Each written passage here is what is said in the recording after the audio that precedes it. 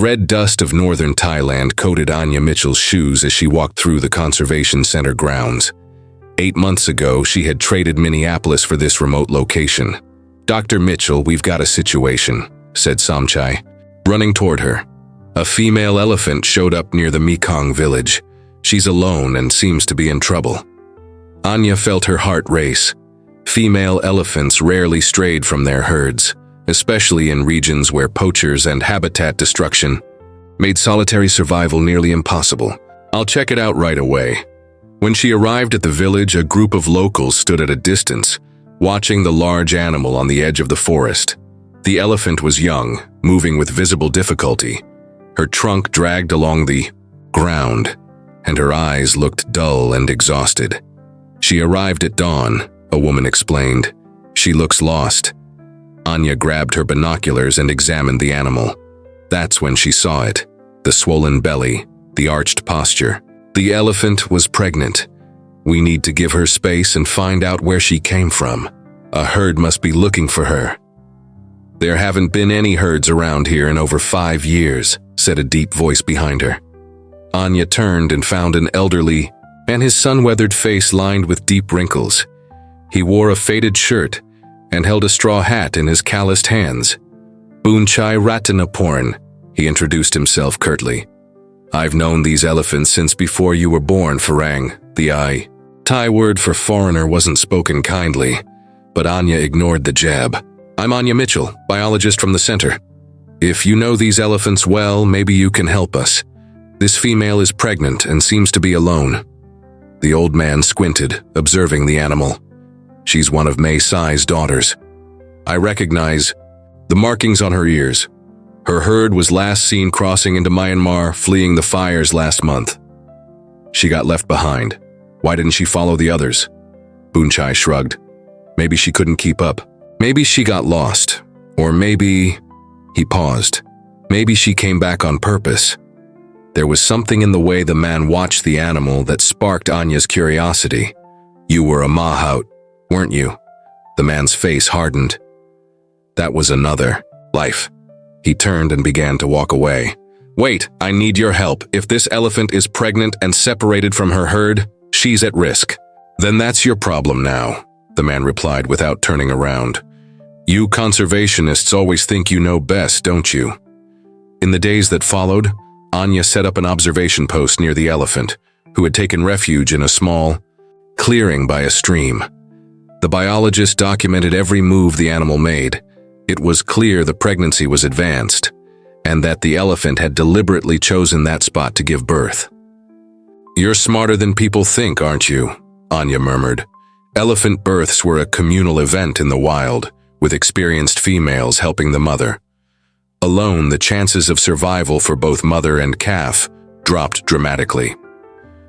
On the afternoon of the 4th day, Boonchai approached silently. "She's not eating enough," he said. "The shoots in this area are low in nutrients." "I thought this was my problem," Anya replied with a half smile. "And it still is," he answered, but he sat beside her. "But she doesn't have to suffer because of your inexperience. Then teach me. If you know so much about these animals, why won't you help me?" Boonchai remained silent for a long moment. "They used to call me Boonchai Piak," he said finally. "Piak means the one who speaks to elephants. For 27 years I worked with them in the logging camps, then in the tourist sanctuaries." "What happened?" "Jintara happened," he said. "My elephant. We'd been together since she was 2. He paused, his gaze distant. "There was an accident. A drunk tourist got too close to her calf, and Jintara attacked him. They were going to put her down. So the night before I opened the gates to the sanctuary." Boonchai looked directly at Anya. "I freed all 14 elephants and never worked with them again."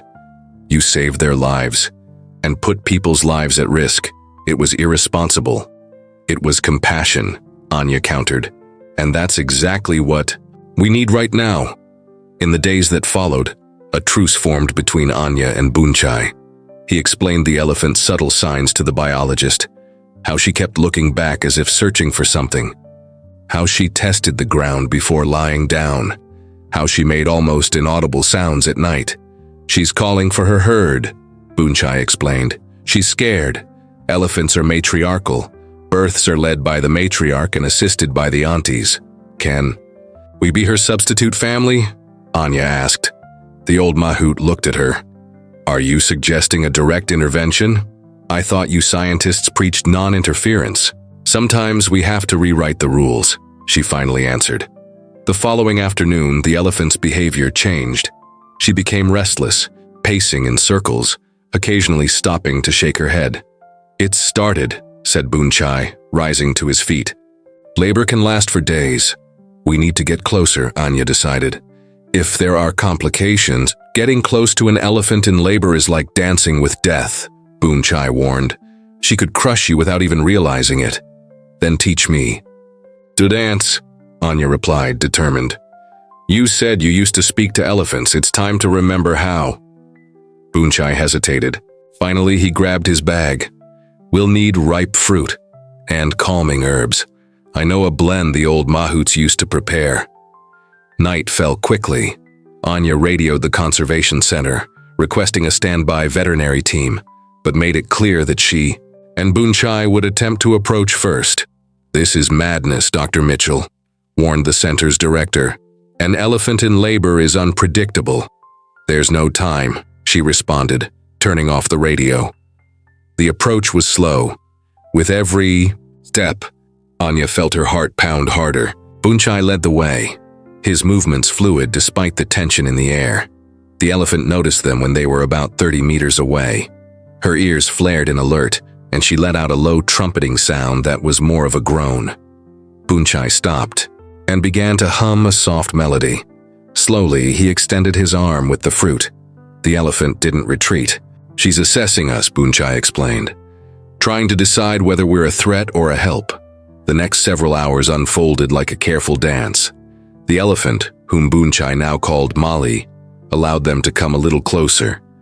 With each offering, Anya noticed that labor was progressing slowly, but the animal's breathing was becoming increasingly strained.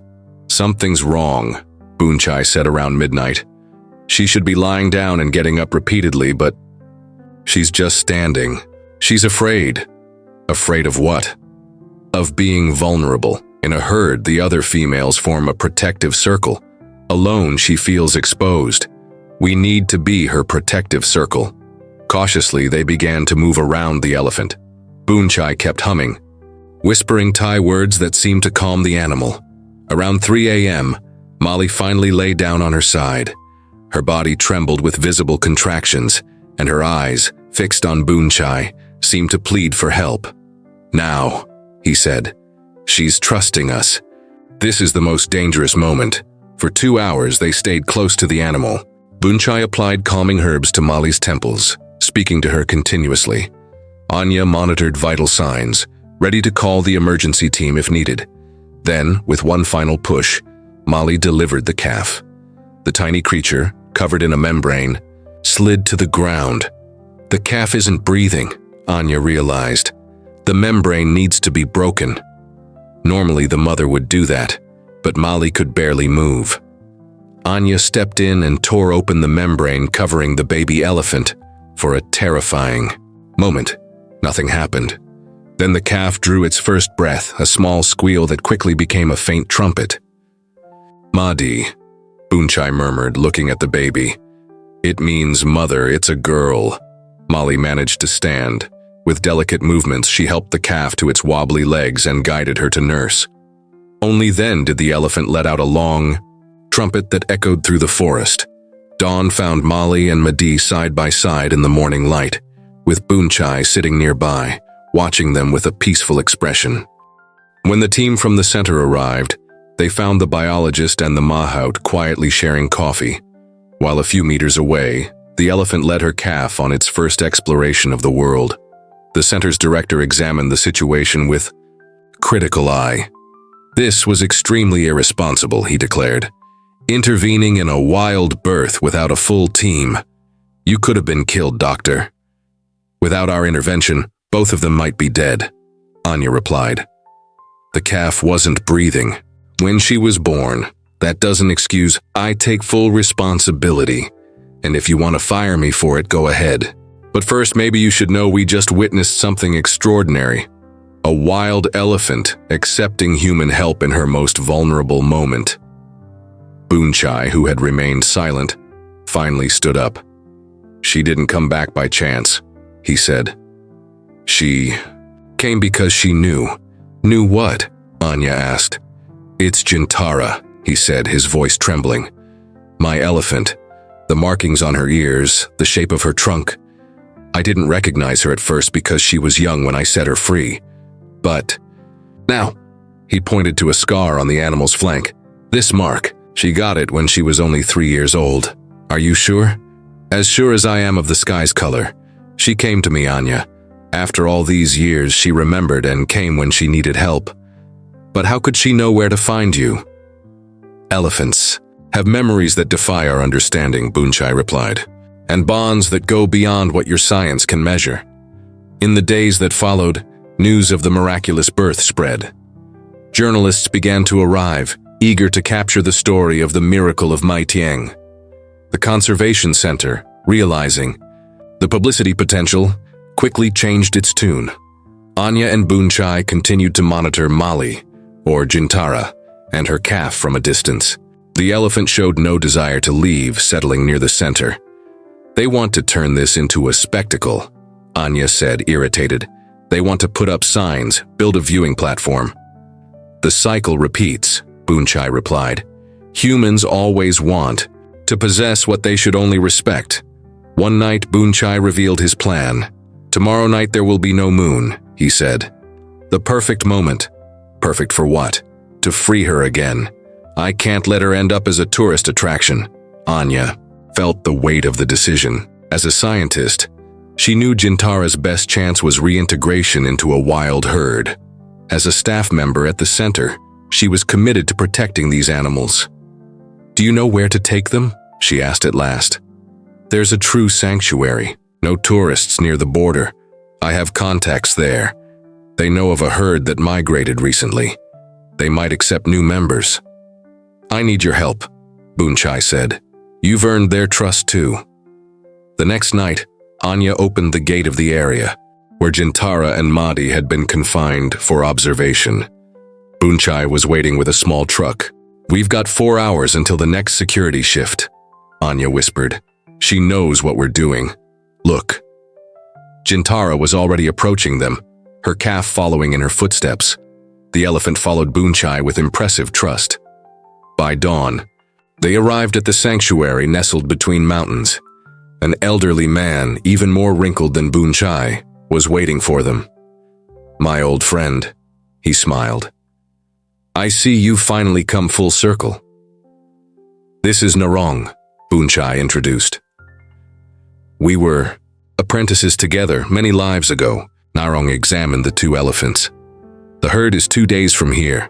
I have trusted mahouts who will accompany them to ensure they're accepted. And if they aren't, Anya asked, then they'll find their own path, like they have so far. Elephants always find a way. The farewell was brief. Boonchai approached Jintara, touching her trunk one last time. The massive animal wrapped his arm gently, almost like a hug, before walking off with her calf. On the way back, Anya broke the silence. What do we do now? When they find out, we do what elephants do, he replied. We find our own path. 2 weeks later, Anya reread the dismissal letter she had received from the center. The accusations were serious. Breach of protocol, unauthorized release of protected animals. At least they didn't press criminal charges, she remarked. I guess the backlash would have been too big. They know they lost something valuable, not the animals, the community's trust. It was true. Since the elephant's mysterious escape, the villagers had shut down communication with the center, refusing to share sightings or take part in community programs. I got an offer, Anya said. A university in Chiang Mai. They want me to lead a study on wild elephant social behavior with a focus on non-invasive methods. Sounds like someone values what we've learned. What I learned is that sometimes you have to break the rules to do what's right. What did you learn?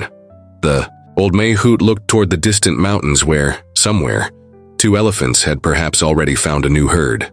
That forgiveness isn't just something we give, he finally answered.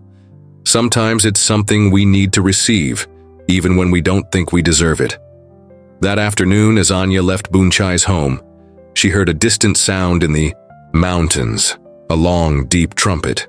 Scientifically, she knew it couldn't be Jintara. The distance was too great. Still, she looked at Bunchai, who had also paused to listen. Their eyes met in silent understanding. Some connections couldn't be measured by science. Some traveled farther than sound, crossing forests, mountains, and even time, binding together creatures fate had once torn apart.